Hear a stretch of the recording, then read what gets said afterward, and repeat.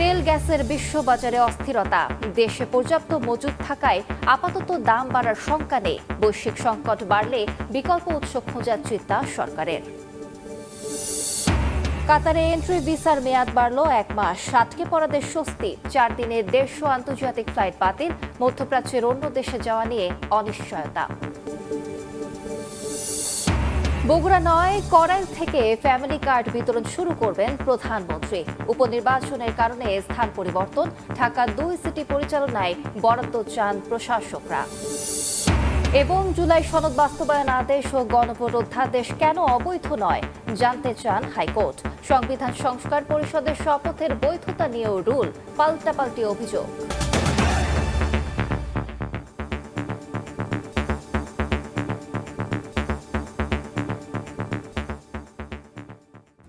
প্রবাসী সময়ের সঙ্গে আছি আমি আলিশা ইসলাম।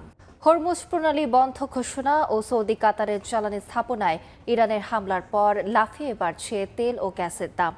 একদিনে অপরিশোধিত জ্বালানি তেলের দাম বেড়েছে 13%।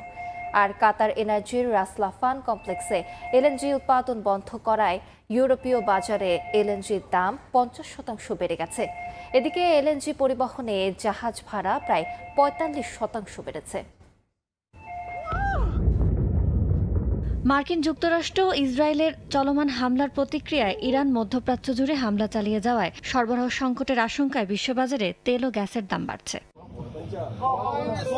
বিশ্বে প্রায় 20% তেল ও গ্যাস পরিবহন হওয়া হরমুজ প্রণালীর কাছে কমপক্ষে 3 জাহাজে হামলার পর বিশ্বব্যাপী জ্বালানি তেলের দাম 13% বেড়ে ব্যারেল প্রতি $82 ছাড়ায়, যা 2025 সালের জানুয়ারির পর সর্বোচ্চ। তবে দাম কিছুটা কমে বর্তমানে ব্যারেল প্রতি দাঁড়িয়েছে $79.48। এদিকে সৌদি আরামকো রাস তানুরায় তাদের প্রধান তেল শোধনাগারে ড্রোন হামলার পর শোধনাগারটি সাময়িকভাবে বন্ধ করে দেয়। ইরানের হামলার পর রাস লাফান কমপ্লেক্সে তরলীকৃত প্রাকৃতিক গ্যাস উৎপাদন বন্ধ করেছে কাতার এনার্জি। এই প্রতিষ্ঠানের 82% ক্রেতাই এশিয়ার দেশগুলো। এরপরে ইউরোপীয় বাজারে এলএনজির দাম 50% বেড়ে যায়। বিশ্বের প্রায় 20% গ্যাস কাতার সরবরাহ করে থাকে এবং এশীয় ও ইউরোপীয় বাজারে জ্বালানির চাহিদার ভারসাম্য বজায় রাখতে গুরুত্বপূর্ণ ভূমিকা পালন করে। এমন পরিস্থিতিতে হরমুজ প্রণালী বন্ধের ঘোষণা দিয়েছে ইসলামী রেভলিউশনারি গার্ডস ক্রপস আইআরজিসি। তারা প্রণালী থেকে চলাচল করা সব ধরনের নৌযানে হামলার হুমকি দিয়েছে। এমন প্রেক্ষাপটে এলএনজি পরিবহনে জাহাজ ভাড়া প্রায় 45% বেড়ে গেছে। এলএনজি পরিবহনের মূল্য নির্ধারণকারী সংস্থা স্পার্ক কমোডিটিসের মতে আটলান্টিকের দৈনিক ভাড়া 43% বেড়ে $61,500 দাঁড়িয়েছে। আর প্রশান্ত মহাসাগরীয় অঞ্চলে পণ্য পরিবহনের হার আগের দিনের তুলনায় 45% বেড়ে দাঁড়িয়েছে $41,000। হরমুজ প্রণালীর প্রবেশপথে আন্তর্জাতিক জাহাজ চলাচল প্রায় স্থবির হয়ে পড়েছে। সংঘাত দীর্ঘস্থায়ী হলে বৈশ্বিক বাজারে জ্বালানি তেলের দাম আরও বেড়ে ব্যারেল প্রতি $100 হতে পারে বলে সতর্ক করেছেন বিশ্লেষকরা। ইয়ানুর শিফাত, সময় সংবাদ। হরমুজ প্রণালী বন্ধ ঘোষণা ও সৌদি কাতারের জ্বালানি স্থাপনায় হামলার পর বিশ্ববাজারে বাড়ছে তেল গ্যাসের দাম। তবে দেশে বর্তমানে যে পরিমাণ মজুদ আছে তাতে জ্বালানি তেলের দাম বাড়ার কোনো শঙ্কা নেই বলে জানিয়েছে বাংলাদেশ পেট্রোলিয়াম কর্পোরেশন বিপিসি। মধ্যপ্রাচ্যের যুদ্ধ পরিস্থিতি বিবেচনায় বিকল্প বাজার খোঁজার বিষয়টিও ভাবনায় রাখা কথা বলা হয়েছে সংস্থাটির পক্ষ থেকে। আর জ্বালানি মন্ত্রী বলছেন, বৈশ্বিক সংকট বাড়লে সেই প্রভাব পড়তে পারে দেশেও। মধ্যপ্রাচ্যে চলমান সংঘাতে এরই মধ্যে বন্ধ হয়ে গেছে বিশ্ব জ্বালানি সরবরাহের লাইফলাইন খ্যাত হরমুজ প্রণালী। জ্বালানি খাতে প্রায় 100% আমদানি নির্ভর বাংলাদেশে এর প্রভাব কেমন হতে পারে সেই হিসাব নিকাশ করছেন নীতি নির্ধারকরা। বাংলাদেশ পেট্রোলিয়াম কর্পোরেশন বিপিসি বলছে, দেশে বর্তমানে মজুত আছে 1,36,000 মেট্রিক টন জ্বালানি তেল। এর মধ্যে ডিজেল আছে 14 দিনের, মজুত থাকা অকটেন চলবে 28 দিন, পেট্রোল আছে 15 দিনের, ফার্নেস অয়েল 3 মাস আর জেট ফুয়েল মজুত আছে 55 দিনের। সময় সংবাদকে বিপিসি চেয়ারম্যান জানিয়েছেন, আপাতত শঙ্কা না থাকলেও জ্বালানি পণ্যের বিকল্প উৎস খোঁজার বিষয়টিও ভাবনায় রেখেছেন তারা। দাম বাড়ার বিষয়টা এখানে কমই প্রযোজ্য। এই জন্য যে আমাদের প্ল্যাটস রেট যেটা, সেখানকার রেটের সাথে আমাদের শুধু প্রিমিয়াম যোগ হয়। প্রতি 6 মাস অন্তর অন্তর আমরা এটা ফিক্সড করি, যেরকম January to June, July to December. সিঙ্গাপুরে তাদের স্টোরেজ আছে বা অন্য কোনো ডেলিভারি পোর্টে থাকে, এরকম থাকে। তো এই ক্ষেত্রে স্পটে যাওয়াটাই বুদ্ধিমানের কাজ, কারণ চেষ্টা করতে তো সমস্যা কোথায়। আগাম ব্যবস্থা হিসেবে বিপিসি আগামী 2 মাসের আমদানির আদেশ সংক্রান্ত কাজ শেষ করেছে বলেও জানান রেজানুর রহমান। মার্চে যে আমাদের 14 থেকে 15টা কনসাইনমেন্ট বা কার্গো বলেন বা জাহাজ বলেন, সবগুলোর এলসি আমরা দিয়ে ফেলেছি। এখানে আমাদের একটা অ্যাডভান্টেজ আছে। এপ্রিলেও আমাদের 14 থেকে 15টা কনসাইনমেন্ট, তার মধ্যে আমরা গতকাল 7টা কনসাইনমেন্টের পেমেন্ট এনশিওর করেছি। তো এই দিক দিয়েও আমাদের একটা ভালো অবস্থান আছে। এদিকে সচিবালয়ে সংশ্লিষ্ট মন্ত্রী বলেছেন, মধ্যপ্রাচ্যের চলমান সংকট আরও ঘনীভূত হলে পরিস্থিতি সামাল দেওয়ার প্রস্তুতি নিচ্ছে সরকার। যুদ্ধকালীন সমস্যা তো আছেই, আমাদের যতখানি চেষ্টা করা দরকার সব করবো আমরা। মার্চে কোনো চিন্তা নেই, পরের মাসেও মানে কাজ করছি আমরা। জ্বালানি পণ্যের সিংহভাগই আসে মধ্যপ্রাচ্য থেকে। সেখানকার পরিস্থিতির উপর নজর রেখে সরবরাহকারীদের সঙ্গে নিয়মিত যোগাযোগ রাখা হচ্ছে বলেও জানাচ্ছে সরকার। কামরুজ্জামান মামুন, সময় সংবাদ, ঢাকা। মধ্যপ্রাচ্যে যুদ্ধ পরিস্থিতিতে 4 দিনে বাতিল হয়েছে 150 ফ্লাইট। কয়েকটি দেশের বিমানবন্দর বন্ধ থাকায় এই সংখ্যা আরও বাড়বে বলে জানিয়েছে সিভিল এভিয়েশন। এ অবস্থায় এন্ট্রি ভিসার মেয়াদ 1 মাস বাড়িয়েছে কাতার সরকার। এতে আটকে পড়াদের মাঝে কিছুটা স্বস্তি ফিরেছে। ইরানে যুক্তরাষ্ট্র ইসরায়েলের হামলার জেরে অগ্নিগর্ভ মধ্যপ্রাচ্য। তেহরানের পাল্টা আক্রমণে জ্বলছে উপসাগরীয় দেশে একের পর এক মার্কিন ঘাঁটি। সংঘাতের প্রভাব পড়ছে এভিয়েশন খাতেও। নিরাপত্তাহীনতায় বাতিল হচ্ছে শত শত ফ্লাইট, ভোগান্তিতে বিভিন্ন দেশের কোটি যাত্রী। 28 ফেব্রুয়ারি থেকে সংঘাতের কারণে এখন পর্যন্ত কাতার, আবুধাবি, দুবাই, শারজাহ ও কুয়েত এয়ারপোর্টের কার্যক্রম পুরোপুরি বন্ধ। মঙ্গলবার বাংলাদেশ থেকে বাতিল হয়েছে 40টির মতো আন্তর্জাতিক ফ্লাইট। নতুন শিডিউল দিয়েও শেষ মুহূর্তে বিলম্বিত হচ্ছে যাত্রা। আজকে ছুটি শেষ, আজকে না গেলে আর যাওয়া যেত না, ছুটি বাড়ায় নতুন করে পরে যেতে হবে। এখনো স্পেস খালি আসতেছে, এখনো পেন্ডিং হয়তো বা আসলে জানি না এখন কি ভিতর থেকে বলতেছে ক্যান্সেল। এখন স্ক্রিনে এখন আসে না, এখন জানি না আসলে কি হবে। এয়ারপোর্ট বন্ধ দেশগুলোতে ফ্লাইট পরিচালনাকারী অনেক এয়ারলাইন্স প্রতিদিনই আপডেট জানিয়ে নোটিশ দিয়ে যাচ্ছে। একই সঙ্গে যাত্রীদের সমন্বয় করছে দেশীয় এয়ারলাইন্সগুলো। আজকে আমাদেরকে টাইম দিয়েছে যে 5টা বাজে আমাদের ফ্লাইট, এখন আসি দেখতেছি যে আপনার এই যে 14টা 25 ফ্লাইট ক্যান্সেল দাম হবে। 5 তারিখ পর্যন্ত ফ্লাইট ক্যান্সেল। পুনরায় ফ্লাইট চালু হওয়ার পরে আপনি এখানে আসলে আমরা পুনরায় আপনাকে টিকিটটা নতুন করে শিডিউল সেট করে দিব। উদ্ভূত পরিস্থিতিতে এন্ট্রি ভিসার মেয়াদ 1 মাস বাড়িয়েছে কাতার সরকার। এতে আটকে পড়াদের মাঝে কিছুটা স্বস্তি ফিরেছে। তবে মধ্যপ্রাচ্যের অন্য দেশে যাওয়া নিয়ে অনিশ্চয়তা কাটেনি। সিভিল এভিয়েশন জানিয়েছে 4 দিনে 150টির মতো ফ্লাইট বাতিল হয়েছে। পরিস্থিতি স্বাভাবিক না হলে প্রতিদিনই এই সংখ্যা বাড়বে বলেও জানায় কর্তৃপক্ষ। কাজল আব্দুল্লাহ, সময় সংবাদ, ঢাকা। বগুড়া 10 মার্চ রাজধানীর করাইল বস্তি থেকে ফ্যামিলি কার্ড বিতরণ শুরু করবেন প্রধানমন্ত্রী তারেক রহমান। উপনির্বাচনের কারণে স্থান পরিবর্তন করা হয়েছে বলে জানিয়েছেন সমাজ কল্যাণ মন্ত্রী। এদিকে তহবিল ফাঁকা থাকায় ঢাকার 2 সিটির সেবা নিশ্চিতে প্রধানমন্ত্রীর কাছে বরাদ্দ চেয়েছেন প্রশাসকরা। সড়ক পরিবহন মন্ত্রী জানান, ঈদ যাত্রায় বাড়তি ভাড়া নেওয়ার সুযোগ রাখা হবে না। প্রয়োজনে ফিরতি পথে গণপরিবহনে টোল নেবে না সরকার। আতিকুর রহমান তমলের রিপোর্ট। জনগণের ভোটে নির্বাচিত হলে নারীরা পাবেন ফ্যামিলি কার্ড। বিএনপির ইস্তেহারে এমন প্রতিশ্রুতি এবার বাস্তবায়নের পথে। 10 মার্চ রাজধানীর করাইল বস্তি থেকে শুরু হচ্ছে এই কার্যক্রম। সচিবালয়ে প্রধানমন্ত্রীর সঙ্গে বৈঠক শেষে সমাজ কল্যাণ মন্ত্রী জানান, বগুড়া থেকে ফ্যামিলি কার্ড বিতরণের কথা থাকলেও উপনির্বাচনের কারণে আচরণবিধি মেনে আপাতত নিজ জেলায় যাবেন না প্রধানমন্ত্রী। এর মাধ্যমে বাংলাদেশ জাতীয়তাবাদী দলের যে নির্বাচনী অঙ্গীকার, যে অগ্রাধিকার প্রকল্প ফ্যামিলি কার্ড, সেটি বাস্তবায়নের কাজ শুরু হবে। যদিও ডাটা সংগ্রহ, ডাটা এন্ট্রি এগুলো শুরু হয়েছে 23 তারিখ থেকে। একই দিন ঢাকা উত্তর ও দক্ষিণ সিটির প্রশাসকের সঙ্গে বৈঠক করেন তারেক রহমান। বৈঠক শেষে তারা জানান, সবুজ ও পরিচ্ছন্ন নগরী করার পাশাপাশি মশা নিধনের নির্দেশ দিয়েছেন প্রধানমন্ত্রী। বেতনের টাকা নাই, তারা এমনভাবে সব শূন্য করে দিয়ে গেছে। এবং তারপরে আরও যেটা করেছে যে তারা প্রায় 1400 কোটি টাকার অ্যাডভান্স তারা অলরেডি ওয়ার্ক অর্ডার পর্যন্ত দিয়ে গেছে।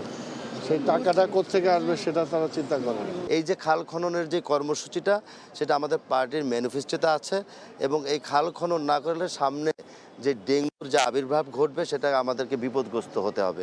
তাই আমরা পুনরায় এটাকে আগাম ভাবে আমরা এটা করার চেষ্টা করছি। বিকেলে সরকার প্রধানের সঙ্গে বৈঠকের পর পানি সম্পদ মন্ত্রী জানান, ঈদের আগেই খাল খননের কাজ শুরু করতে চায় সরকার। 180 দিনে প্রায় 1200 কিলোমিটার খাল খননের মধ্য দিয়ে 5 বছরে 20,000 কিলোমিটার খাল খনন করা হবে। দিনাজপুরে একটা খাল খননের মধ্য দিয়ে ওনার এই কর্মসূচি শুরু হবে এবং এট এ টাইম আমাদের বিভিন্ন জেলায় যারা সংসদ সদস্যবৃন্দ রয়েছেন, মাননীয় মন্ত্রী মহোদয়রা রয়েছেন, সবাই মিলে আমরা সবাই স্বতঃস্ফূর্তভাবে এই কর্মসূচির উদ্বোধন করব ইনশাআল্লাহ। যেদিকে ঈদে বাড়ি ফেরা কোটি মানুষের যাত্রা নির্বিঘ্ন করতে বাড়তি ভাড়ার বিরুদ্ধে কঠোর হুঁশিয়ারি দিয়েছেন পরিবহন মন্ত্রী। এবার তাদেরকে ভাড়া নির্দিষ্ট হারে নিতেই হবে, যে ভাড়া আছে অঙ্গীকার না, শুধু এটা বাস্তবায়ন করা হবে। তারা যেটা বলেছে, একটা দাবি আমাদের কাছে করেছে যে বাসটা যখন খালি আসতে চায় বা আসতে হয়, তাদেরকে সেতু যখন ক্রস করতে হয় টোলটা ফ্রি করে দেওয়া যায় কিনা, এতটুকু দাবি তাদের আছে। এবং বাকিটা তারা অঙ্গীকার করেছে যে তারা ভাড়া বাড়াবে না, যাত্রী সেবার মানও ঠিক রাখবে, যানজট যাতে না হয়, টিকিট যেটা আছে সেটাও তারা স্বচ্ছতার সাথে আপনার সেল করবে। শিক্ষার্থী, প্রতিবন্ধী ও 65 বছরের বেশি বয়সীদের জন্য মেট্রো রেল ও আন্তনগর ট্রেনে 25% ভাড়া ছাড় দেওয়ার চিন্তা করছে সরকার। হাতিকুর রহমান তামাল, সময় সংবাদ, ঢাকা। জাতিসংঘ সাধারণ পরিষদের 81তম অধিবেশনে সভাপতি পদে নির্বাচনে বাংলাদেশকে সমর্থন দিয়েছে আলজেরিয়া। সমর্থনের বিষয়টি গুরুত্বের সঙ্গে বিবেচনা করছে যুক্তরাজ্য। বর্তমান সরকারকে সর্বোচ্চ সহযোগিতা দেওয়ার আশ্বাস দিয়েছে ভারত ও যুক্তরাষ্ট্র। এছাড়া পুলিশ পুনর্গঠনে জাপানের সহযোগিতা চেয়েছেন স্বরাষ্ট্রমন্ত্রী। বিভিন্ন মন্ত্রী প্রতিমন্ত্রীর সঙ্গে সৌজন্য সাক্ষাৎ করেন দেশগুলোর কূটনীতিকরা। নতুন সরকারের মন্ত্রীদের সঙ্গে সৌজন্য সাক্ষাতে ব্যস্ত বিভিন্ন দেশের রাষ্ট্রদূতরা। মঙ্গলবার পররাষ্ট্রমন্ত্রী ডক্টর খলিলুর রহমানের সঙ্গে সৌজন্য সাক্ষাৎ করেন British high commissioner Sarah Cook. 2026-27 মেয়াদে জাতিসংঘের 81তম অধিবেশনের সভাপতিত্বে বাংলাদেশের প্রার্থিতার প্রতি সমর্থন কামনা করেন খলিলুর রহমান। হাই কমিশনার ঢাকার প্রার্থিতাকে যথাযথ গুরুত্ব সহকারে বিবেচনা করার আশ্বাস দেন। এর আগে সারা কুক পররাষ্ট্র প্রতিমন্ত্রী শামা ওবায়দ ইসলামের সঙ্গেও সৌজন্য সাক্ষাৎ করেন। We discussed strengthening cooperation across a whole range of different areas in support of our shared priorities, including economic growth, migration, security, climate change and also the Rohingya. এদিকে জাতিসংঘ সাধারণ পরিষদের সভাপতি পদে প্রার্থী হিসেবে পররাষ্ট্রমন্ত্রী ডক্টর খলিলুর রহমানকে সমর্থন জানিয়েছে আলজেরিয়া। মঙ্গলবার তেজগাঁওয়ে প্রধানমন্ত্রীর কার্যালয়ে প্রধানমন্ত্রীর পররাষ্ট্র উপদেষ্টা হুমায়ুন কবিরের সঙ্গে সৌজন্য সাক্ষাৎ করে সমর্থনের কথা জানান দেশটির রাষ্ট্রদূত আবদেল ওয়াহাব সাইদানি। এদিকে মঙ্গলবার দুপুরে সচিবালয়ে স্থানীয় সরকার মন্ত্রী মির্জা ফখরুল ইসলাম আলমগীর এবং মুক্তিযুদ্ধ বিষয়ক মন্ত্রী হাফিজউদ্দিন আহমেদের সঙ্গে সৌজন্য সাক্ষাৎ করেন ঢাকায় নিযুক্ত ভারতীয় হাই কমিশনার প্রণয় ভার্মা। পরে গণমাধ্যমে জানান, স্থানীয় সরকার ও পারস্পরিক সম্পর্ক উন্নয়ন এবং সহযোগিতায় ঢাকা দিল্লি একসঙ্গে কাজ করবে। We are now looking at close engagement between our two governments, and that we look forward to working together to advance our people-centric cooperation in all domains. সকালে সচিবালয়ে স্বরাষ্ট্রমন্ত্রী সালাউদ্দিন আহমেদের সঙ্গে সাক্ষাৎ করেন ঢাকায় নিযুক্ত জাপানের রাষ্ট্রদূত সাইদা সিনইচি। এ সময় পুলিশ পুনর্গঠনে জাপানের সহযোগিতা চান স্বরাষ্ট্রমন্ত্রী। অবকাঠামোগত উন্নয়নে জাপানের অব্যাহত সহযোগিতার আশ্বাস দিয়ে বাংলাদেশে অবস্থানরত জাপানি নাগরিকদের নিরাপত্তা বাড়ানোর অনুরোধ জানান রাষ্ট্রদূত। একই দিন সচিবালয়ে আইনমন্ত্রী মোহাম্মদ আসাদুজ্জামান আসাদ, বেসামরিক বিমান পরিবহন ও পর্যটন মন্ত্রী আফরোজা খানম রিতা এবং প্রতিমন্ত্রী এম রশিদুজ্জামান মিল্লাত এবং কৃষি, মৎস্য ও প্রাণী সম্পদ মন্ত্রীর সঙ্গে সৌজন্য সাক্ষাৎ করেন মার্কিন রাষ্ট্রদূত ব্রেন টি ক্রিস্টেনসেন। এ সময় ঢাকা ওয়াশিংটন দ্বিপাক্ষিক সম্পর্ক আরও জোরদার ও সরকারকে সর্বোচ্চ সহযোগিতার আশ্বাস দেন মার্কিন রাষ্ট্রদূত। শাতিলা শারমিন, সময় সংবাদ, ঢাকা। ঢাকা ওয়াশিংটনের কৌশলগত সম্পর্ক আরও জোরদারে 2 দিনের সফরে ঢাকায় যুক্তরাষ্ট্রের দক্ষিণ ও মধ্য এশিয়া বিষয়ক সহকারী পররাষ্ট্রমন্ত্রী এস পল কাপুর বুধবার পররাষ্ট্রমন্ত্রী সহ সরকারের জ্যেষ্ঠ মন্ত্রীদের সঙ্গে বৈঠক করবেন তিনি। বৈঠকগুলোতে দ্বিপাক্ষিক বাণিজ্য ও বিনিয়োগ সম্প্রসারণ, নিরাপত্তা সহযোগিতা বৃদ্ধি এবং ইন্দো প্যাসিফিক অঞ্চলে পারস্পরিক স্বার্থ এগিয়ে নিতে আলোচনা হতে পারে বলে জানানো হয় মার্কিন দূতাবাসের বিজ্ঞপ্তিতে।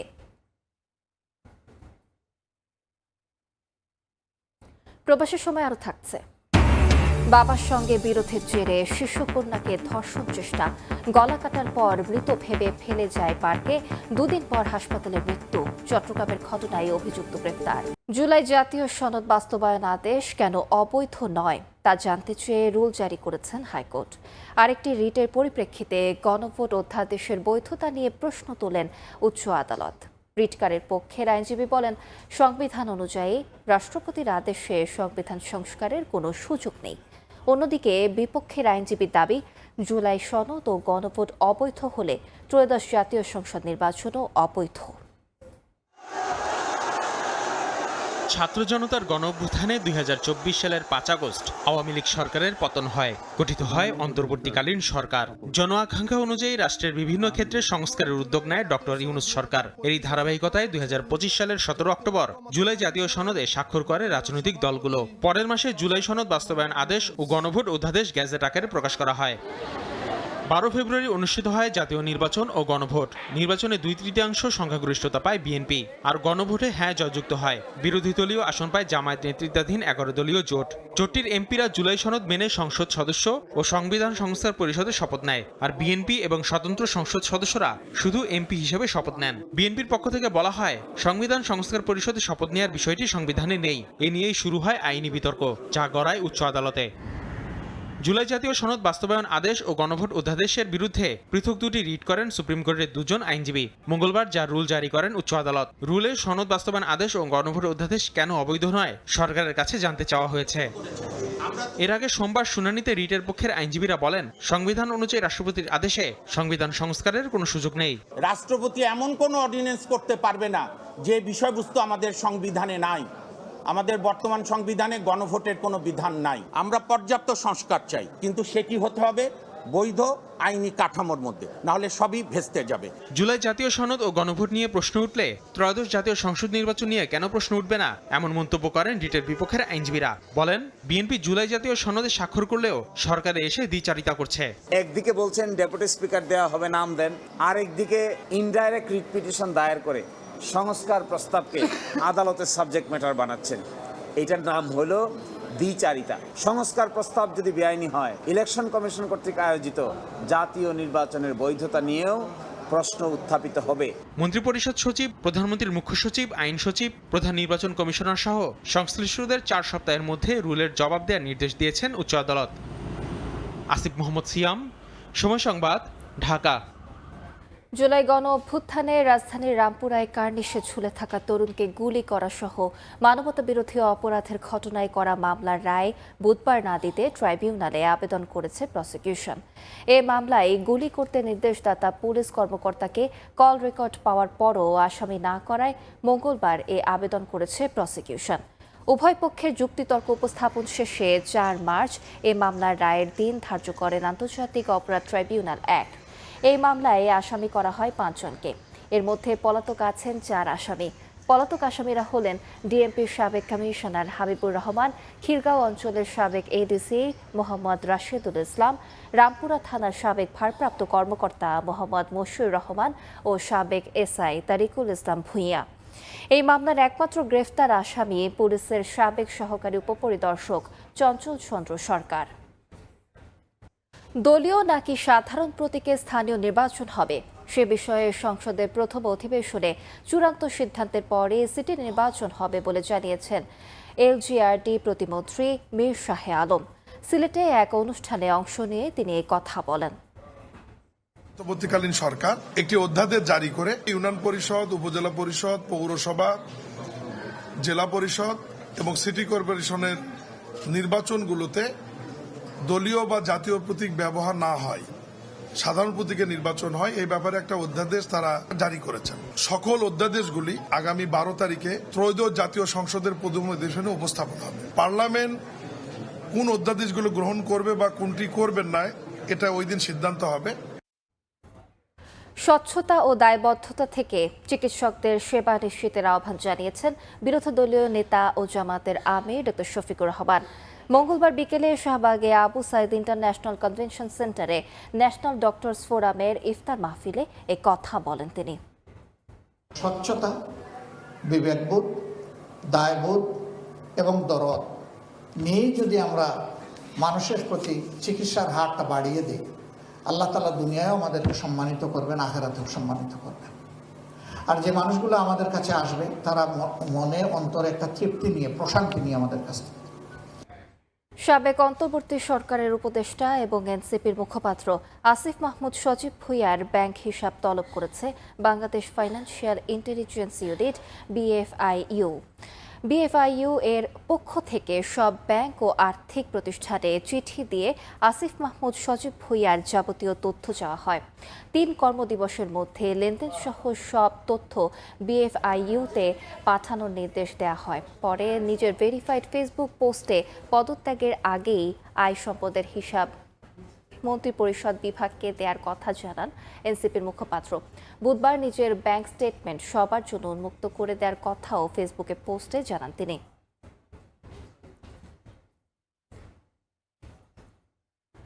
প্রবাসের সময় আরো থাকছে সনাতন ধর্মাবলম্বীদের দোলযাত্রা, মন্দিরে মন্দিরে আবির খেলা, পূজা প্রসাদ বিতরণ, র্যালি সহ বর্ণিল আয়োজন। বাবার সঙ্গে বিরোধের জেরে শিশুকন্যাকে সীতাকুণ্ড ইকো পার্কে নিয়ে ধর্ষণ চেষ্টা করে প্রতিবেশী বাবু শেখ। গলা কাটার পর মৃত ভেবে ফেলে যায়। গলাকাটা অবস্থায় হেঁটে পার্ক থেকে বেরিয়ে আসা শিশুকে বাঁচানো যায়নি। চট্টগ্রামের চাঞ্চল্যকর এই ঘটনায় অভিযুক্তকে গ্রেফতারের পর এই কথা জানিয়েছেন পুলিশ সুপার। 1 মার্চ সকাল 10:30টা 7 বছরের শিশু জান্নাতুল নিসা ইরাকে চকলেটের লোভ দেখিয়ে হাত ধরে সীতাকুণ্ড ইকো পার্কে নিয়ে যায় প্রতিবেশী বাবু শেখ। পরে গলাকাটা অবস্থায় একাই হেঁটে পার্ক থেকে বেরিয়ে আসে শিশুটি। চাঞ্চল্যকর এই ঘটনায় অভিযুক্তকে গ্রেফতারের পর চট্টগ্রামের পুলিশ সুপার জানালেন, কুমিরার বাসিন্দা রিকশা চালক মনির হোসেনের সঙ্গে প্রতিবেশী বাবু শেখের দীর্ঘদিন ধরে বিরোধ চলছিল। এরই জেরে তার শিশুকন্যাকে হত্যার উদ্দেশ্যে চকলেটের লোভ দেখিয়ে ইকো পার্কের পাহাড়ে নিয়ে ধর্ষণ চেষ্টা চালায়। শিশুটি চিৎকার করলে ছুরি দিয়ে গলা কেটে মৃত ভেবে ফেলে পালিয়ে যায় বাবু।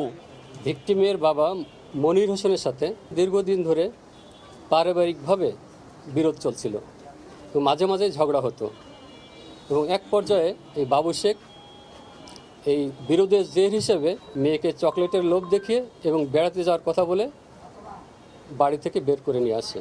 সীতাকুণ্ড পাহাড়ের ইকো পার্কের গহীন জঙ্গলে নিয়ে যায় এবং সেখানে নিয়ে তাকে প্রথমে ধর্ষণের চেষ্টা করে। মেয়েটি যখন চিৎকার শুরু করে তখন তার মুখ চেপে ধরে। এক পর্যায়ে তার হাতে রক্ষিত তার কাছে থাকা চাকু দিয়ে তার গলাতে পোঁচ দেয়। আপাতত এই ঘটনার সাথে বাবু শেখই একাই জড়িত বলে আমরা প্রাথমিকভাবে পেয়েছি।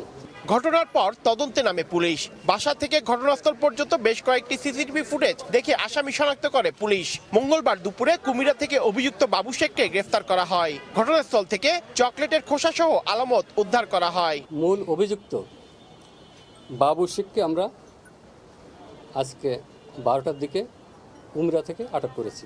ঘটনাস্থল পরিদর্শন করি তাকে নিয়ে এবং তার দেখানো মতে মেয়েটির রক্তমাখা সালোয়ার আমরা সেখান থেকে উদ্ধার করি। এদিকে গলাকাটা অবস্থায় উদ্ধার হওয়া শিশুটিকে বাঁচানো যায়নি। দুদিন প্রাণপণ লড়াই করে মঙ্গলবার ভোরে চট্টগ্রাম মেডিকেলে চিকিৎসাধীন অবস্থায় মারা গেছে শিশুটি। এমনি হিস্ট্রি নিয়ে জানা যাচ্ছে মেয়েটাকে র্যাপ করা হয়েছে। মেয়েটাকে যারা নিয়ে যাচ্ছে তারা বলতেছে ইকো পার্কে কারা তাকে মেয়েটাকে ধর্ষণ করছে। এই জন্য এটাকে আমরা কনফার্ম করার জন্য যেটা প্রাইভেট পার্ট থেকে সোয়াব নেওয়া হয় ডিএনএ টেস্ট করার জন্য। ওটা রিপোর্ট আসলে আমরা কনফার্ম করতে হবে। রিপোর্ট পেলে ধর্ষণের বিষয়টি নিশ্চিত হওয়া যাবে বলেও জানান হাসপাতাল পরিচালক। পার্থপ্রতিম বিশ্বাস, সময় সংবাদ, চট্টগ্রাম। পাঠক খরায় ভুগেছে অমর একুশে বইমেলা। এবার নতুন বই প্রকাশের হারও কম। মেলার 6ষ্ঠ দিনে বিকেল পর্যন্ত প্রকাশিত হয়েছে 65টি নতুন বই। অমর একুশে বইমেলার আয়োজন ঘিরে বইপ্রেমীদের উচ্ছ্বাস থাকলেও এবার মেলার শুরু থেকে স্পষ্ট পাঠক ঘাটতি। মঙ্গলবার মেলার 6ষ্ঠ দিনেও সেই চিত্র খুব একটা বদলায়নি। শুধু পাঠক উপস্থিতি নয়, নতুন বই প্রকাশের হারও তুলনামূলক কম। কয়েকটি প্রকাশনা প্রতিষ্ঠান থেকে এখনো নতুন কোনো বই আসেনি। ওইভাবে বই গুছাইতেও পারি নাই আর নতুন বইয়ের কালেকশনও করতে পারি না। তবে বরাবরের মতো বড় প্রকাশনীগুলো সীমিত পরিসরেও নতুন বই আনার চেষ্টা করছে। প্রকাশকদের মতে এবার কবিতা, উপন্যাস ও অনুবাদধর্মী বইয়ের সংখ্যা বেশি। ঐতিহ্যের 200 মতো বই আসার কথা এই বই মেলায়। সময় সাপেক্ষে মনে হয় এত বই আসবে না, এখন 60টার মতো বই আসছে। উপন্যাসটাই বেশি এসেছে, কবিতাটা তুলনামূলক কম। 5-6টার মতো আসছে এবার নতুন বই। পাঠকরা বলছেন প্রতি বছরের মতো এবারও নতুন বইয়ের খোঁজে মেলায় আসছেন তারা। শেষ পর্যন্ত আর নিজের কবিতার বই করা হয়নি। নতুন নতুন অনেক রাইটাররা অনেক বই বের করে যেগুলো মানে পাঠকদের অনেক চাহিদা থাকে। এবার ওই সংখ্যাটা আমার কাছে একটু কম মনে হচ্ছে। হুমায়ুন আহমেদের বইগুলো আমি পড়ি। ষষ্ঠ দিনে মেলায় প্রকাশিত হয়েছে 65টি নতুন বই। উম্মে হানি, সময় সংবাদ, ঢাকা। ঈদ উপলক্ষে শুরু হয়েছে বাস ট্রেনের আগাম টিকিট বিক্রি। ভোর থেকেই বাস কাউন্টারগুলোর সামনে যাত্রীদের লম্বা লাইন দেখা গেছে। অনলাইনে বিড়ম্বনা এড়াতে টিকিট নিশ্চিত করতে কাউন্টারে ভিড় করেন যাত্রীরা। এদিকে ট্রেনের শতভাগ টিকিট বিক্রি হচ্ছে অনলাইনে। মঙ্গলবার ভোর থেকেই গাবতলী বাস টার্মিনালে ঈদযাত্রার আগাম টিকিট প্রত্যাশী মানুষের দীর্ঘ লাইন। প্রিয়জনের সঙ্গে ঈদ করতে আগেভাগেই টিকিট নিশ্চিত করতে ভিড় করেন যাত্রীরা। সকাল 8টা থেকে 13 মার্চের টিকিট বিক্রি শুরু হয়। পর্যায়ক্রমে 9 মার্চ পর্যন্ত 19 মার্চের টিকিট বিক্রি করা হবে। দীর্ঘ অপেক্ষার পর টিকিট পেয়ে স্বস্তি জানিয়েছেন যাত্রীরা। এদিকে অনলাইনে টিকিট কাটতে গিয়ে ভোগান্তির অভিযোগ করেছেন যাত্রীরা। 17 তারিখ পর্যন্ত সিট আছে এবং 18 তারিখে রাত 8টার পরে কোনো সিট হবে না। মেয়ে মানুষ তো আপনারা যে 4-5 জন পরে একজন ঢোকেন, ঢুকে আপনার টিকিট নিয়ে যান না, ওনারা লেট করবে না। ট্রেনেও ঈদযাত্রার আগাম টিকিট বিক্রি শুরু হয়েছে। সম্ভাব্য ঈদ 21 মার্চ ধরে অনলাইনে টিকিট দেওয়া হচ্ছে। সকাল 8টা থেকে পশ্চিমাঞ্চল এবং দুপুর 12টা থেকে পূর্বাঞ্চলের টিকিট দেওয়া হচ্ছে। কমলাপুর রেলওয়ে স্টেশনের ম্যানেজার জানান, 2 অঞ্চলের জন্য 13 মার্চের বরাদ্দ টিকিট সংখ্যা 27,000। এর মধ্যে পশ্চিমাঞ্চলের 13,000 টিকিটের জন্য প্রথম ঘন্টায় প্রায় 21 লাখ হিট পড়ে সার্ভারে। প্রচলিত বিধি অনুসরণ করেই তো আপনি টিকিট কাটবেন, কাজে এইখানে টিকিট ব্ল্যাক হওয়ার কোনো সুযোগ নেই। কাউন্টার থেকে তো কোনো টিকিট প্রদান করা হচ্ছে না। রেলের ঈদযাত্রার টিকিট বিক্রি চলবে 12 মার্চ পর্যন্ত, আর যাত্রা শুরু হবে 13 মার্চ। তানভীর হাসান মেঘ, সময় সংবাদ, ঢাকা। সনাতন ধর্মাবলম্বীদের দোলযাত্রা। দেশের বিভিন্ন মন্দিরে হয়েছে আবির খেলা। একে অপরকে রং মাখিয়ে উৎসবে মাতেন সব বয়সী মানুষ।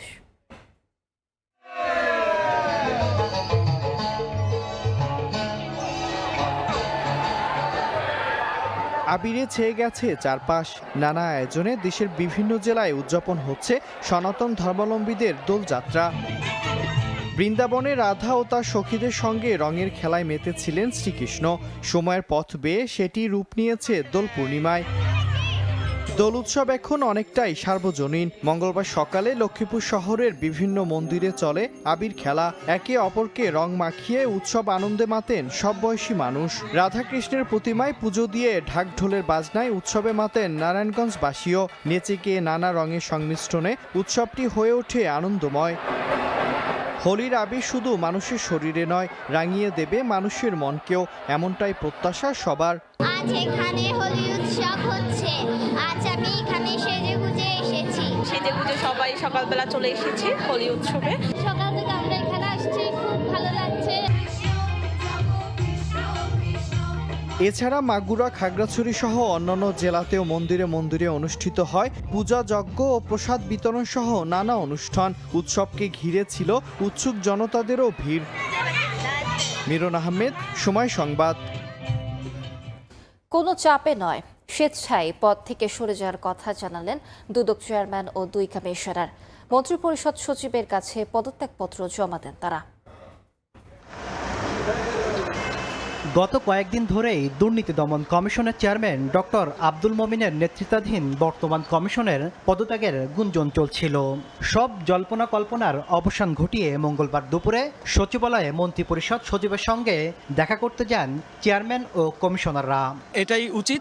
এটা এখন নতুন সরকার এসেছে, নতুনভাবে আবার কমিশন পুনর্গঠিত হবে। মন্ত্রিপরিষদ বিভাগে পদত্যাগপত্র জমা দিয়ে সেগুনবাগিচায় দুদক কার্যালয়ে ফিরে আসেন দুদক কর্মকর্তারা। পরে গণমাধ্যমের মুখোমুখি হন বিদায়ী চেয়ারম্যান। জানান, কোনো চাপে নয়, নতুন সরকারের প্রত্যাশা পূরণে পদত্যাগ করেছেন। আমাদের পদত্যাগের বিশেষ কোনো কারণ নেই। আমরা অনুভব করেছি যে এই পরিবর্তনের পর নির্বাচিত যে সরকার, সেই সরকারেরও প্রত্যাশা রয়েছে। সরকার তার সেই প্রত্যাশা মিট আপ করার জন্য নিশ্চয়ই আমাদের চেয়ে অধিকতর যোগ্য কমিশন এখানে স্থাপন করবেন এবং তাতে দুর্নীতি দমন কমিশন যেমন ভালো হবে, রাষ্ট্রেরও আমি বিশ্বাস করি উপকার হবে।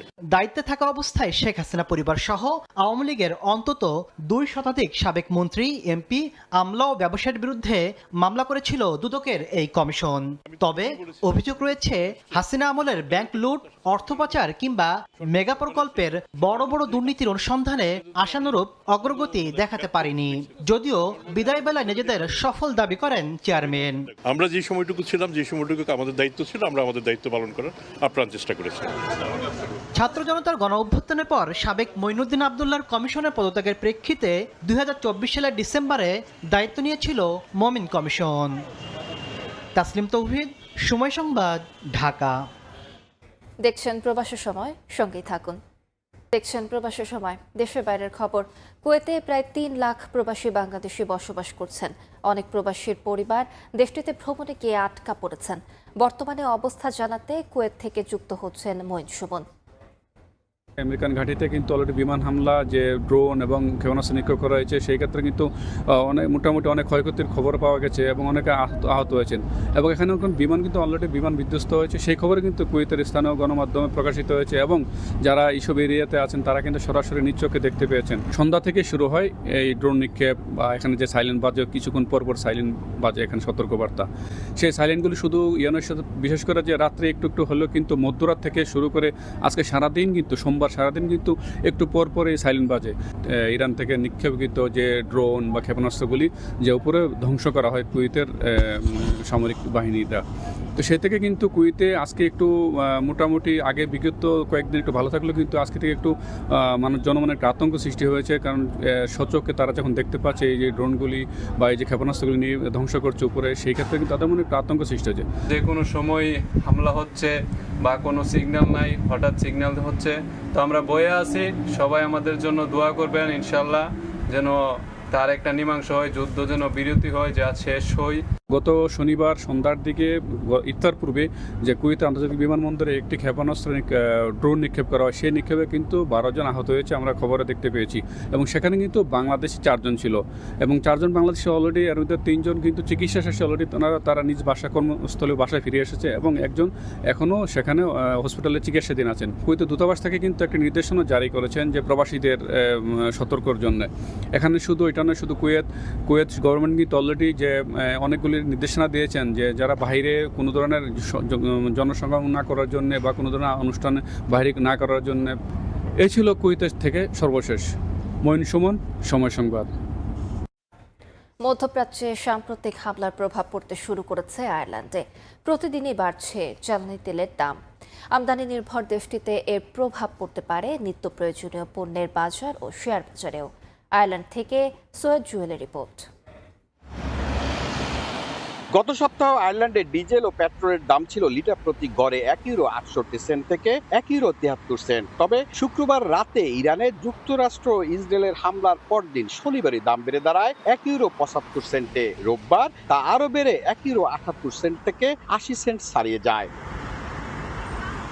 অর্থনৈতিক বিশ্লেষকদের মতে সংঘাত দীর্ঘ হলে মুদ্রাস্ফীতি আরও বাড়বে এবং এর সরাসরি প্রভাব পড়বে পারিবারিক বাজেটে। রাশিয়া ইউক্রেন যুদ্ধ শুরুর পর থেকেই নিত্য প্রয়োজনীয় পণ্যের দাম কয়েক গুণ বেড়েছিল, যা এখনো পুরোপুরি স্বাভাবিক হয়নি। নতুন করে যুদ্ধ পরিস্থিতি দীর্ঘ হলে জীবনযাত্রার ব্যয় আরও বেড়ে যাওয়ার আশঙ্কা করা হচ্ছে।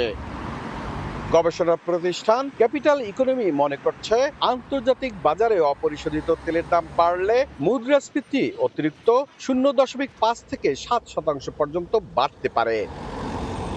আয়ারল্যান্ড তার ব্যবহৃত, অপরিশোধিত ও পরিশোধিত সব ধরনের পেট্রোলিয়াম পণ্যের জন্য আমদানির উপর নির্ভরশীল। দেশটি বছরে গড়ে প্রায় 58 মিলিয়ন ব্যারেল তেল আমদানি করে থাকে। এ কারণে বৈশ্বিক বাজারে দামের সামান্য অস্থিরতাও সরাসরি প্রভাব ফেলে স্থানীয় বাজারে। আয়ারল্যান্ডে প্রতিদিনই জ্বালানি তেলের দাম বৃদ্ধি পাচ্ছে, এটা আমাদের জন্য ভালো না। এভাবে বাড়তে থাকলে এর প্রভাব পড়বে নিত্য প্রয়োজনীয় সব জিনিসপত্রে। তেল ও পণ্যের দাম আরো বাড়ে, সেটি আমাদের মতো প্রবাসী ও সাধারণ মানুষদের জন্য বড় উদ্বেগের বিষয় হবে। যুদ্ধ কখনো শান্তির বার্তা নিয়ে আসে না। একটি দেশ তার অবকাঠামো ও তার খনিজ সম্পদ ভেঙে পড়লে তার প্রভাব বিশ্বের অন্য দেশগুলোতেও পড়ে। এই সহজ হিসেবে যুদ্ধ হোক বন্ধ, পৃথিবীর সব দেশ চলুক তার স্বাভাবিক গতিতে। সৈয়দ জুয়েল, সময় সংবাদ, আয়ারল্যান্ড। যুক্তরাষ্ট্রের লস অ্যাঞ্জেলেসে শহীদ রাষ্ট্রপতি জিয়াউর রহমান এবং বেগম খালেদা জিয়া রুহের মাগফিরাত কামনায় ইফতার ও দোয়া মাহফিলের আয়োজন করে বাংলাদেশ জাতীয়তাবাদী দল ক্যালিফোর্নিয়া শাখার নেতাকর্মীরা। স্থানীয় সময় রোববার বিকেলে নর্থ হলিউড সিনিয়র সেন্টারে অনুষ্ঠিত ইফতার ও দোয়া মাহফিলে বিভিন্ন রাজনৈতিক, সামাজিক, সাংস্কৃতিক সংগঠনের নেতা ও প্রবাসী বাংলাদেশিরা অংশগ্রহণ করেন। এতে ক্যালিফোর্নিয়া বিএনপির সভাপতি বদরুল আলম চৌধুরী শিবলু, সাধারণ সম্পাদক এম ওয়াহিদ রহমান, সৈয়দ নাসির উদ্দিন জেবুল সহ অন্যরা বক্তৃতা দেন। ইফতারের পূর্বে নবনির্বাচিত প্রধানমন্ত্রী তারেক রহমানের নেতৃত্বে দেশের উন্নয়ন অগ্রগতি, শান্তি, সমৃদ্ধি এবং বিশ্বব্যাপী মুসলিম উম্মার মঙ্গল কামনায় বিশেষ দোয়া মোনাজাত করা হয়। অস্ট্রেলিয়ায় প্রবাসী নারী উদ্যোক্তাদের নিজস্ব ব্র্যান্ডের পরিবেশনায় আয়োজিত হয়েছে ঈদ মেলা। শুধুমাত্র নারীদের তত্ত্বাবধানে প্রায় ৯০টি স্টল নিয়ে এ মেলার আয়োজন করা হয়। অস্ট্রেলিয়া থেকে সহকর্মী SM আমিনুল রুবেলের রিপোর্টে বিস্তারিত। অস্ট্রেলিয়া প্রবাসী ১৪,০০০ বাংলাদেশি নারীদের সবচেয়ে বড় সংগঠন ওজি বাংলা সিস্টারহুডের উদ্যোগে সিডনিতে সপ্তাহান্তে ঈদ মেলার আয়োজন করা হয়েছে। আনন্দ উদ্দীপনার মধ্য দিয়ে সিডনির মুসলিম অধ্যুষিত লিভারপুলের উইথলাম সেন্টারে সকাল ১১টায় শুরু হয়ে রাত ৯টা পর্যন্ত এ মেলা অনুষ্ঠিত হয়। এবছর মেলায় রেকর্ড ৯০টি স্থানীয় নারী উদ্যোক্তাদের ব্যবসা প্রতিষ্ঠান অংশগ্রহণ করে। দুপুরের পর থেকে ঈদ মেলা হাজার হাজার দর্শনার্থী ও ক্রেতাদের ভিড়ে মুখরিত হয়ে ওঠে। এবারের মেলা অনেকটা বাংলাদেশের আদলে রকমারি পোশাক, দেশীয় অলংকার, মেহেদি, খেলনা ও সুস্বাদু দেশি খাবারের স্টল দিয়ে সাজানো হয়। দেশি বিদেশি প্রচুর দর্শনার্থী ভিড় করায় আয়োজক, উদ্যোক্তা ও ক্রেতাদের মধ্যে সাফল্যের উচ্ছ্বাস দেখা যায়। আমরা পরিবার মিলে এসেছি, আজকে এখানে আমরা ইফতারি করব এবং কিছু কেনাকাটা করব। খুব ভালো লাগছে, সবার সাথে দেখা হচ্ছে। বেশিরভাগ হচ্ছে বাংলাদেশি নারী উদ্যোক্তা, তো এইটা আসলে খুব আমার কাছে মনে হয় গর্ব করার মতো একটা বিষয় যে বিদেশের মাটিতে বাংলাদেশের নারীরা সবাই মিলে একত্রিত হয়ে এত সুন্দরভাবে একটা আয়োজনে পার্টিসিপেট করতেছে। শাড়ি, সালোয়ার কামিজ, ঘাগরা এবং ছেলেদের জন্য Punjabi, ornaments, salwar kameez, you will find everything at Jyoti and with all the wedding collection and everything. আমার বোন মেলা করে ওর এই মেলাটাতে ও পার্টিসিপেট করেছে, that was a very good experience. So আমরা সবাই ছিলাম, সারাদিন ছিলাম, খুবই ভালো একটা এক্সপিরিয়েন্স। অনেকেই দূর দূরান্ত থেকে সপরিবারে এই বৃহৎ ঈদ মেলা উপভোগ করার পাশাপাশি প্রিয়জনদের জন্য পছন্দের ঈদ উপহার কেনায় ব্যস্ত সময় কাটান। SM আমিনুল রুবেল, সময় সংবাদ, অস্ট্রেলিয়া। ইতালির মনফালকন শহরে টানা 2 দিন ব্যাপী ভ্রাম্যমাণ দূতাবাস সেবা কার্যক্রম সম্পন্ন হয়েছে। সাপ্তাহিক ছুটি ও পবিত্র রমজানেও উপচে পড়া ভিড়ের মধ্যে হাজারো প্রবাসী সহজে সেবা গ্রহণ করেছেন। ইতালি থেকে মাকসুদ রহমানের তথ্যচিত্র রিপোর্ট। প্রবাসীদের দোরগোড়ায় দূতাবাস সেবা পৌঁছে দিতে ধারাবাহিকভাবে কাজ করছে মিলানের বাংলাদেশ কনসুলেট জেনারেল। মিলান থেকে প্রায় ৩৫০ কিলোমিটার দূরে অবস্থিত ইতালির জাহাজ নির্মাণ শিল্পে বিশ্বখ্যাত নগরী মনফালকন ও আশপাশের এলাকায় বসবাস করেন প্রায় ৩০,০০০-এর বেশি বাংলাদেশি প্রবাসী। দীর্ঘ 1 বছর পর সাপ্তাহিক ছুটি ও পবিত্র রমজানের মধ্যে সেখানে 2 দিনের অস্থায়ী ভ্রাম্যমাণ দূতাবাস ক্যাম্প স্থাপন করা হয়। মিলান কনসুলেট অফিসের তথ্য অনুযায়ী এবারের ক্যাম্প থেকে প্রায় 1000 প্রবাসী বাংলাদেশি বিভিন্ন সেবা গ্রহণ করেছেন। পাসপোর্ট বিতরণ ও নবায়ন আবেদন, ফিঙ্গারপ্রিন্ট গ্রহণ, নো ভিসা রিকোয়ার্ড এনভিআর, ব্যক্তিগত পারিবারিক সনদ এবং ওয়েজ আর্নার্স সার্টিফিকেট সহ নানা সেবা প্রদান করা হয়। হাতের নাগালে এসব সেবা পেয়ে সন্তোষ প্রকাশ করেন প্রবাসীরা। 2 দিন যাবত এখানে মিলান কনসুলার সেবা চলছে, আমরা সেবা পেয়ে অনেক ধন্য। 1 বছর 4টা সার্ভিস দিতে পারে তাহলে আমাদের মনফালকনে প্রায় 10,000 মানুষ বসবাস করে। আমাদের অর্থনৈতিকভাবে কিছুটা সাশ্রয় হবে এবং আমাদের কাজের কোনো ক্ষতি হবে না। কর্মব্যস্ত জীবনে দূতাবাস সেবা নিতে প্রবাসীদের কাছ থেকে ছুটি নিতে হয়, দীর্ঘ ভ্রমণ করতে হয়, এমনকি আর্থিক ক্ষতিরও মুখোমুখি হতে হয়। তাই নিজ এলাকায় ভ্রাম্যমাণ সেবা ক্যাম্পে খুশি প্রবাসীরা। সেবা দিতে পেরে সন্তোষ প্রকাশ করেছে মিলান কনসুলেট কর্তৃপক্ষ। এখন পর্যন্ত এইখানে অসংখ্য মানুষ সেবা গ্রহণের জন্য এসেছেন তাদেরকে আমরা সর্বোচ্চ চেষ্টা করেছি সেবা দেওয়ার জন্য। ইতালিতে বৈধ ও অবৈধ মিলিয়ে প্রায় 3 লাখ বাংলাদেশি প্রবাসী বসবাস করছেন। উত্তর ইতালির বিভিন্ন প্রদেশে দূতাবাস সেবা প্রদান করে মিলান কনসুলেট জেনারেল অফিস। সেবাকে আরও সহজলভ্য করতে ভ্রাম্যমাণ দূতাবাস কার্যক্রম অব্যাহত রাখার দাবি জানিয়েছেন প্রবাসীরা। সময় সংবাদ, ইতালি। ভারতে পালিত হয়েছে রঙের উৎসব দোল পূর্ণিমা। দেশের বিভিন্ন জায়গার মতো রঙিন মুখে একে অন্যকে রাঙাতে দেখা গিয়েছে পশ্চিমবঙ্গের বিভিন্ন শহরে। হোলি উৎসবের মধ্য দিয়ে তাই শান্তির বার্তা ছড়িয়ে দেওয়ার চেষ্টা করেছেন ভারতীয়রা। বিশ্বজিৎ দাসের ক্যামেরায় বিস্তারিত জানাচ্ছেন সুব্রত আচার্য। রাধাকৃষ্ণের প্রেমলীলা থেকে উচ্চারিত হিন্দু ধর্মের অন্যতম ধর্মীয় আয়োজন দোল পূর্ণিমা বা হোলি উৎসব। মঙ্গলবার সকালবেলা থেকেই ভারতের বিভিন্ন রাজ্যের মতো রঙিন হয়ে ওঠে পশ্চিমবঙ্গের রাজধানী কলকাতাও। দোল উৎসব অনেক জায়গায় বসন্ত উৎসব হিসেবেও পালিত হয়। সেই উৎসবে চলে গান, নৃত্য, এমনকি সংক্ষিপ্ত আলোচনা অনুষ্ঠানও। লাল, সবুজ, গেরুয়া, হলুদ নানা রঙের আবিরে উৎসবে সামিল হওয়া মানুষের মুখ ছিল বর্ণময়। হিন্দু ধর্মাবলম্বীদের মতে হোলি মূলত প্রেম ও শান্তির উৎসব। ইরান ইসরায়েল সংকটে চরম অস্থিরতা ও অশান্তি ছড়িয়ে পড়েছে গোটা বিশ্বে। তাই এদিন সবার মুখেই ছিল যুদ্ধ নয়, শান্তির বার্তা। যুদ্ধ কেউ চাই না, যুদ্ধ মানুষকে ধ্বংস করে, যুদ্ধ সৃষ্টি করে না। আমি বিশ্বাস করি দোল সম্প্রীতির উৎসব, বিভাজনের নয় সংযুক্তিকরণের উৎসব। আসুন জাতি ধর্ম নির্বিশেষে আমরা সকলে একে অপরকে আলিঙ্গন করে শান্তির কথা বলি। ধ্বংস নয়, শান্তি চাই। এই রঙিন উৎসবের মধ্যে দিয়ে একটা শান্তির বার্তা যদি আমরা সারা পৃথিবীতে ছড়িয়ে দিতে পারি, আমাদের এই ভারতবর্ষ বা এশিয়া মহাদেশের কান্ট্রিগুলোর মধ্যে থেকে। এই বছরটা আমরা খুব সামান্য ছোট করে ফুলের মাধ্যমে আমরা করছি। এখানে আবির থাকছে কিন্তু ফুলটাই ম্যাক্সিমাম। কলকাতা ছাড়াও এদিন বিশ্বকবি রবীন্দ্রনাথ ঠাকুরের প্রতিষ্ঠিত শিক্ষা প্রতিষ্ঠান শান্তিনিকেতনও দোল উৎসবে সামিল হন হাজার হাজার মানুষ। রঙের উৎসবে মেতে উঠতে দেখা গিয়েছে ভারত বাংলাদেশ সীমান্তবর্তী উত্তর 24 পরগনা জেলার বসিরহাট এলাকাতেও। সনাতন ধর্মীয় মতে এদিন শ্রীকৃষ্ণ বৃন্দাবনে রাধিকা ও সখীদের সঙ্গে আবির খেলেছিলেন। রাধাকৃষ্ণের শাশ্বত প্রেম ও ভক্তির প্রতীক হিসেবেই এই দিনটি পালিত হয়ে আসছে। সুব্রত আচার্য, সময় সংবাদ, কলকাতা। দেখছেন প্রবাসী সময়, সঙ্গেই থাকুন।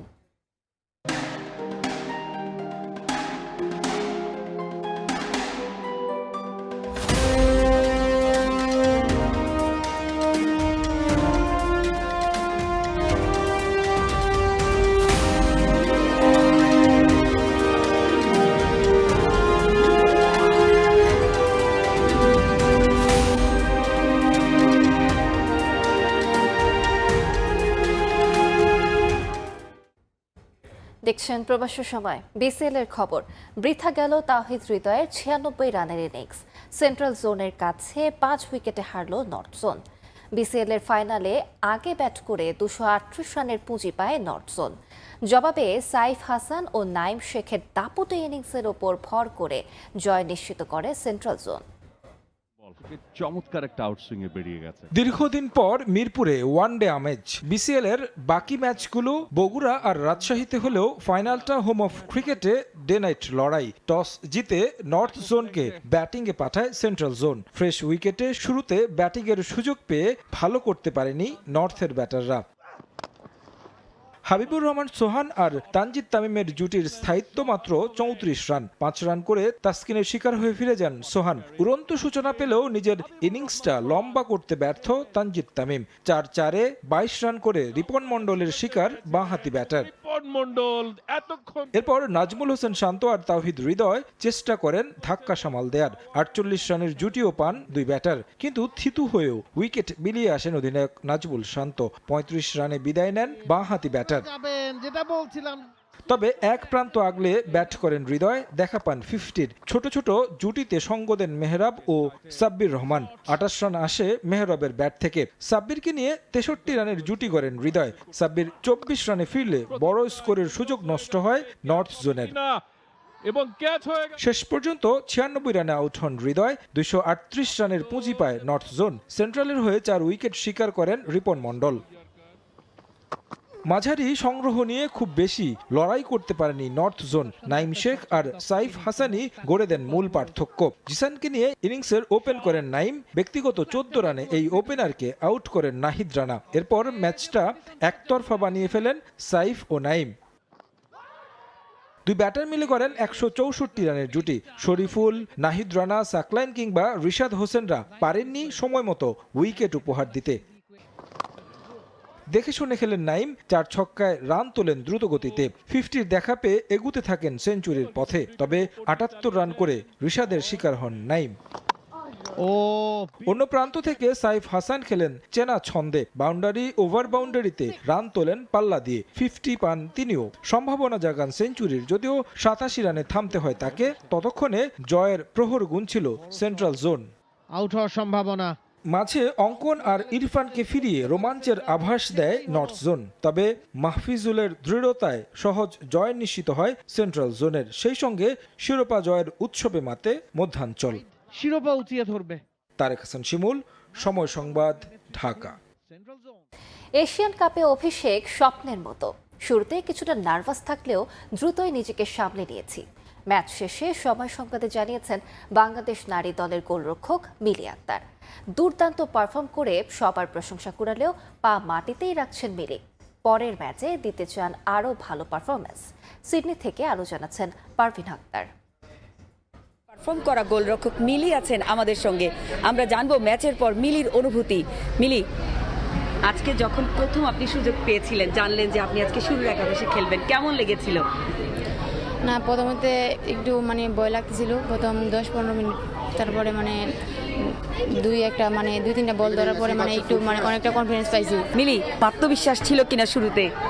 না, আমরা সবাই বলছিলাম যে আজকে নামবো, হয়তো জিতবো, নাইতে খেলার মতো খেলা হারবো। ওদেরকে দেখে মনে হয়েছে যে ওদের এমন কঠিন কঠিন ফুটবলার কিভাবে করবেন? প্রথম 2-3 মিনিট একটু লাগছিল, পরে আর ভয় লাগে নাই। পরে অনেক কনফিডেন্স পাইছি, তারপরে ভয় লাগে নাই, এতটা ভয় খাটে নাই। চীনের কোচ কিন্তু খুব প্রশংসা করছে, সবাই বলছে যে আমরা তো ভাবিই নাই, এই গোলরক্ষককে তো আমরা চিনতামই না, সে তো সবকিছু বদলে দিছে। তো সবার কাছ থেকে প্রশংসা শোনার পরে কেমন লাগছে? ভালো লাগার এই কথা, যদি হঠাৎ করে কেউ এরকম ভালো কিছু দেয়, যদি মানুষ বলে, তাহলে তো ভালো লাগে। আজকের ম্যাচের পর স্বপ্নটা কত বড় হয়ে গেছে? মনে হচ্ছে নিজের প্রতি কতটুকু আত্মবিশ্বাস গ্রো করছে? না, এরকম ভাবে আমি নিজেকে দেখতেছি না, যেরকম ছোট এরকমই দেখতেছি। যদি আরো নেক্সট সুযোগ পাই, তাহলে আরো ভালো করার চেষ্টা করব। পরবর্তী ম্যাচ তো আমাদের কোরিয়া, আরো শক্ত প্রতিপক্ষ। সুযোগ পেলে তখন কি পরিকল্পনা? মনে হচ্ছে যে স্বপ্নটা কিরকম করব? পরিকল্পনা আজকে আমরা অনেকগুলো মিস্টেক করছি, পরে এই মিস্টেকগুলো নিয়ে কাজ করবো, যেন পরের ম্যাচে এই ভুলগুলো না হয়। স্বপ্ন দেখেন তো যে বাংলাদেশ ইনশাল্লাহ কোয়ার্টার ফাইনালে যাবে বা সেরা 8 থেকে পরের রাউন্ডে যাবে? স্বপ্ন সবাই দেয়, আমরা স্বপ্ন দিয়ে যাই, ইনশাল্লাহ আমরা যাব। নিজে তো গোলরক্ষক, পৃথিবীর কোন দেশের গোলরক্ষককে ভাল লাগে? কোন গোলরক্ষক পছন্দের? আর্জেন্টিনার এমিলিয়ানো মার্টিনেজ। ওয়াও, মার্টিনেজ পছন্দ। এবার কি বিশ্বকাপ জিততে পারবে আর্জেন্টিনা? ইনশাল্লাহ। আমরা কথা বলছিলাম মিলির সঙ্গে। মিলির স্বপ্ন বাংলাদেশ শীর্ষ 8 থেকে নিশ্চিত করবে এশিয়ান কাপের কোয়ার্টার ফাইনাল। পারভিন আক্তার, সময় সংবাদ, সিডনি, অস্ট্রেলিয়া। এ পর্যায়ে শীর্ষ সংবাদগুলো জানিয়ে দিচ্ছি আরেকবার। তেল গ্যাসের বিশ্ব বাজারে অস্থিরতা। দেশে পর্যাপ্ত মজুদ থাকায় আপাতত দাম বাড়ার শঙ্কা নেই। বৈশ্বিক সংকট বাড়লে বিকল্প উৎস খোঁজার চিন্তা সরকারের। এবং কাতারে এন্ট্রি ভিসার মেয়াদ বাড়ল 1 মাস। আজকে পড়াদের স্বস্তি। 4 দিনের 150 আন্তর্জাতিক ফ্লাইট বাতিল। মধ্যপ্রাচ্যের অন্য দেশে যাওয়া নিয়ে অনিশ্চয়তা।